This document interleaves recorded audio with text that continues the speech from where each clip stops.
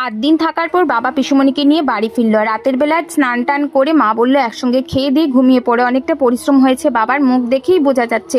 আর পিসতো ভাইও আসলো, ওকে ফোন করে বলল মা চলে আয়, খাবার খেয়ে যাবি। পরদিন সকালে মা রান্না করে কিন্তু পিসুমণি বাড়িতে পাঠিয়ে দেবে খাবার। আর এখন যেহেতু রাত হয়ে গেছে তাই দেখতে যেতে পারবে না।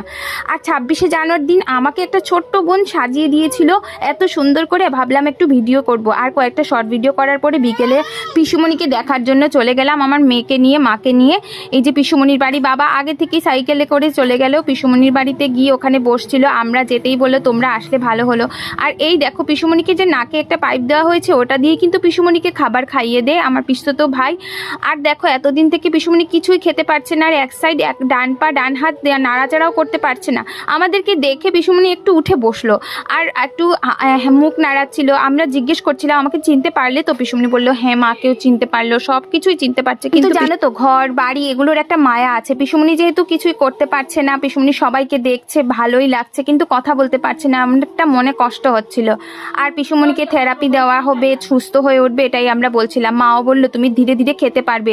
তবে আমাদেরকে দেখে জানো পিসুমণি জিভটা এতদিন থেকে হসপিটালে বের করলো না, আজকে জিভটা একটু একটু করে বেরও করলো। উনি কিন্তু পাড়া প্রতিবেশী সবার সঙ্গে অনেক ভালো ব্যবহার ছিল, যার জন্য কিন্তু ওরা সবাই পিসুমণিকে দেখতে হসপিটালেও গেছে। আর পিসুমণি সবসময় আমাদের বাড়িতে কিন্তু কোনো অনুষ্ঠান হলেই চলে আসতো। এটা আমার খুব মনে পড়ছে, মায়েরও মনে পড়ছে। পিসুমণি তাড়াতাড়ি যাতে সুস্থ হয়ে ওঠে, তোমরা সবাই পিসুমণির জন্য দোয়া করবে, আশীর্বাদ করবে। দেখো আমি কিন্তু পিসুমণি বাড়িতে থাকতে পারতাম, কিন্তু আমার যেহেতু ছোট্ট মেয়ে আছে যার জন্য আমি কিছুই করতে পারলাম না। আমি আর মা কিন্তু এখন বাড়িতে চলে আসলাম। আর হচ্ছে যে আমরা আবারও পিসুমণিকে দেখতে যাব।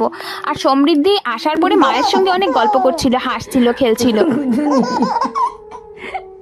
আর এখন সৌম্যদীপও বাড়িতে আছে। আর সৌম্যদীপ আসার আগেই কিন্তু মা রান্নাবান্না শেষ করে নিল। আর এখন সৌম্যদীপকে মা স্নান করিয়ে দিবে আর ভাইকে দিয়ে এই যে পিসতো ভাইয়ের খাবারটা পাঠিয়ে দিল।